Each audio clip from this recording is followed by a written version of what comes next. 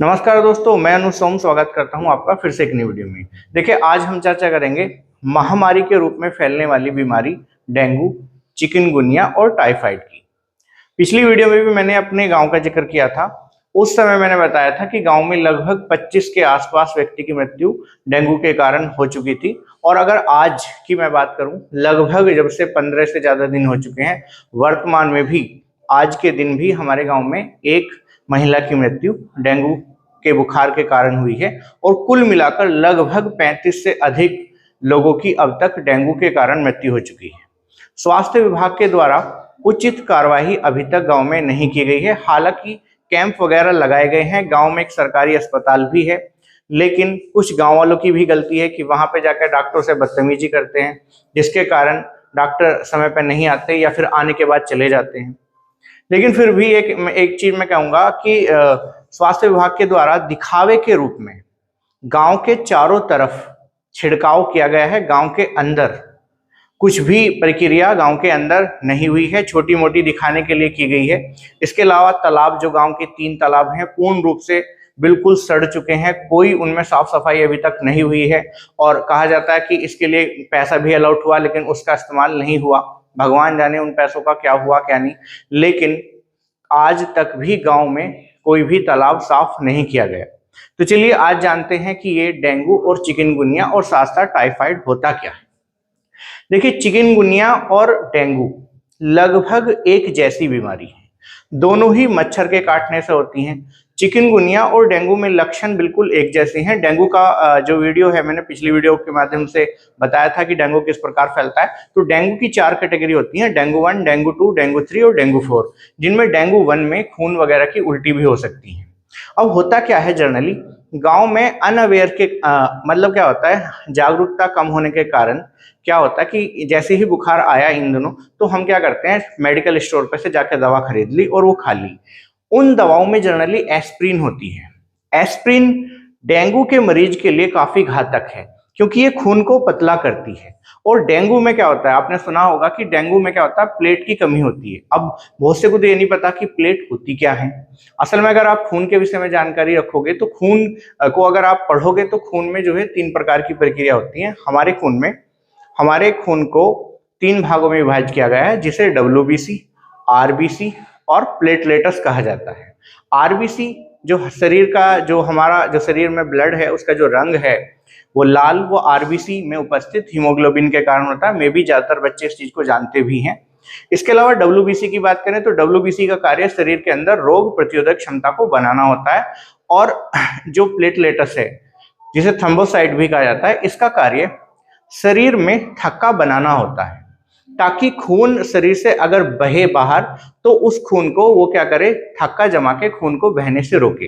तो अगर प्लेट की संख्या शरीर के अंदर कम होती है तो खून पतला होता है, जिसके कारण प्लेट कम होने के कारण क्या होता है, शरीर की जो इम्यूनिटी पावर है वो वीक होने लगती है और ऐसी स्थिति में मृत्यु भी हो सकती है।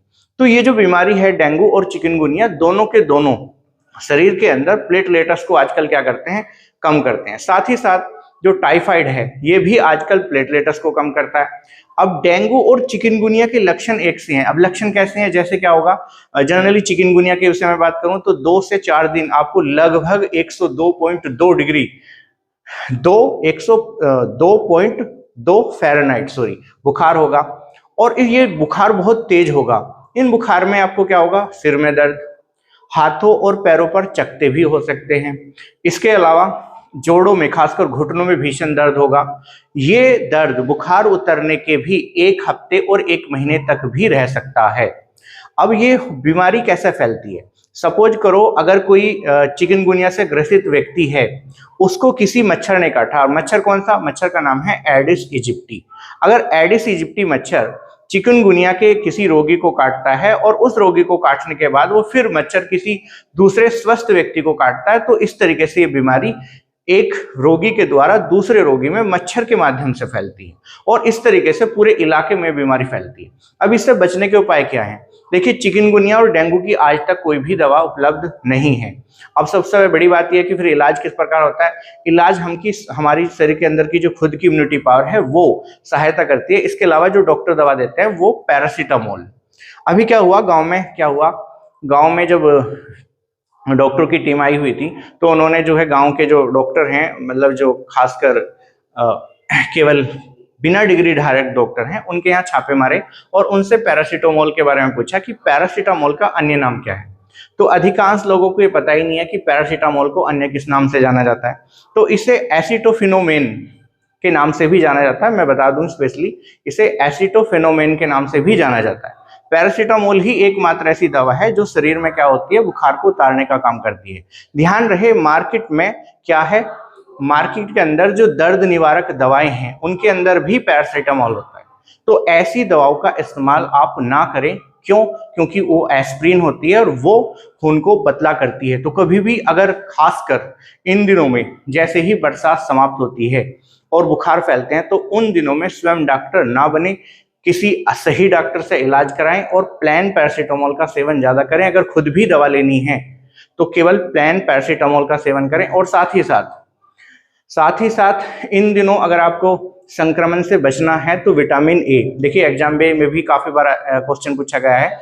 विटामिन ए एंटी इन्फिशियस विटामिन कहलाती है। अगर मैं हिंदी में बात करूं तो ये संक्रमण रोधी विटामिन है, अर्थात संक्रमण को तेजी से फैलने से ये विटामिन रोकता है। तो इन दिनों आप सेब वगैरह का सेवन कर सकते हैं। विटामिन ए की कोई गोली मत खाना, ठीक है, नेचुरल रूप से ग्रहण करें। इसके अलावा विटामिन सी जैसे आंवला हुआ, मुरब्बा हुआ, ठीक है, या फिर क्या हो, मार्केट में जो अच्छे लेवल के आपके च्यवनप्राश हैं उनका इस्तेमाल करें। ठीक, कहने का मतलब है, क्योंकि विटामिन सी क्यों इंपॉर्टेंट है, विटामिन सी हमारे शरीर के अंदर रोग प्रतिरोधक क्षमता बढ़ाती है। जैसे मैंने अभी आपको बताया है कि डेंगू और चिकनगुनिया की अभी तक कोई दवा उपलब्ध नहीं है, केवल डॉक्टर क्या करते हैं, एंटीबायोटिक और पैरासीटामोल का इस्तेमाल करके ही बुखार उतारने का प्रयास करते हैं। लेकिन फिर भी खुद डॉक्टर ना बने, बुखार के सिम्टम जैसे ही आपको दिखाई देते हैं कि आपके जोड़ों में दर्द है, तेज बुखार है, तो तुरंत किसी सही डॉक्टर से इलाज कराएं। इस समय अगर मैं बात करूं 2000, देखिए वैसे तो कोविड 2019 के बाद फैलना शुरू हो गया था और इसके बाद जो भारत में सबसे ज्यादा प्रकोप रहा कोविड का, वो रहा 2021 में, जिसमें बहुत सारे लोग मारे गए। लेकिन भाई उस समय मीडिया भी हर खबर दिखा रही थी कि इतने लोग मारे जा चुके हैं। लेकिन अगर मैं कहूँ इस समय हमारे गांव की हालत ऐसी है कि 2 या 3 दिन बाद हर दिन किसी ना किसी की, मतलब हर 2 या 3 दिन बाद किसी ना किसी की मृत्यु हो रही है, जिसमें 2 या 3 व्यक्ति कम से कम भी हैं और छोटे बच्चे से लेकर बड़े बूढ़े तक भी इसका शिकार हैं। सबसे ज्यादा बीमारी हमारे गांव में फैली। इसका कारण क्या है, पानी से फैलने वाली गंदगी, क्योंकि तालाब साफ नहीं है, गांव में साफ सफाई का भी इतना ज्यादा ध्यान नहीं दिया जाता। साथ ही साथ गांव में 2 रजवाए भी हैं, वे भी अभी क्या है, नहर चूंकि मरी हुई है तो उनमें पानी भी है और वो पानी रुका हुआ ठहरा हुआ पानी में मच्छर ज्यादा पनपता है। तो इस वजह से भी क्या है, गांव में हमारे बीमारी का प्रकोप कंपेयर टू अन्य गांव के काफी ज्यादा है।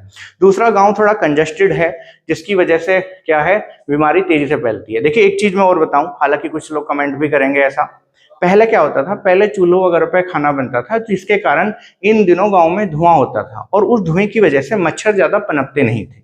लेकिन चूंकि अब जो है क्या होता है, अब गैस का इस्तेमाल ज्यादा किया जाता है, तो हालांकि वो पोल्यूशन फ्री है और अच्छा भी है कंपेयर टू चूल्हे के, लेकिन फिर भी अगर मैं बात करूं, पहले गांव में बीमारी इस वजह से नहीं होती थी क्योंकि चूल्हा चलते थे तो धुआं क्या था, वो मच्छरों को मारता रहता था। अब ऐसा चूंकि नहीं होता, काफी कम घरों में चूल्हे का इस्तेमाल होता है, तो जिसकी वजह से क्या है, मच्छर आजकल ज्यादा पनप रहा है। दूसरा, पानी की भी गांव में बहुत बड़ी समस्या है, क्योंकि टाइफाइड की अगर मैं बात करूं, टाइफाइड साल्मोनेला टाइफोसा नामक एक बैक्टीरिया से होने वाली बीमारी है जो स्पेशली आंत का बुखार कहलाती है। अब इसमें क्या होता है, देखिए टाइफाइड की अगर हम बात करेंगे तो इसमें क्या होता है, पेट में दर्द, कब्ज, तेज बुखार, और ये जो बीमारी है ये कम से कम 2 से 5 दिन से लेके 1 महीने तक भी परेशान कर सकती है।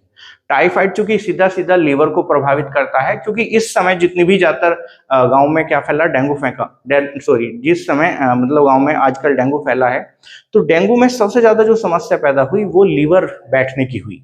अब हो सकता है कि जिन भी खासकर जो ब्लड की जांच करने वाले हैं, वे संभवतः, मैं ये नहीं कह सकता कि उन्होंने टाइफाइड की भी उस समय जांच करवाई या नहीं, लेकिन अगर लीवर में समस्या है तो हो सकता है उन्हें टाइफाइड से भी क्या हो, टाइफाइड का भी संक्रमण हो। मतलब कहने का मतलब है डेंगू और टाइफाइड का दोनों का एक साथ संक्रमण हो। कारण यह है कि टाइफाइड में ही लीवर खराब होता है। जनरली डेंगू में लीवर खराब होने के चांस ना के बराबर हैं। जितना मैंने डाटा अभी तक कॉम्पिटिशन वगैरह की किताब में पढ़ा है, किसी भी किताब में ये नहीं लिखा हुआ कि डेंगू की वजह से लीवर खराब होता है। लेकिन चूंकि अब जितनी भी रिपोर्ट आई हैं जिन्हें डेंगू है और उनमें क्या लक्षण दिखाई दिए, उनमें लीवर खराब होने की समस्या सबसे ज्यादा दिखाई दी। तो हो सकता है कि इस बार डेंगू का जो वायरस है उसने आपको क्या किया हो, उसने खुद का म्यूटेशन किया हो। कारण ये होता है कि जिस प्रकार हम आज एंटीबायोटिक दवा का सेवन ज्यादा कर रहे हैं, उसकी वजह से क्या होता है, वायरस भी आपको अपने आप को क्या कर रहा है, सेल्फ मॉडिफाई कर रहा है।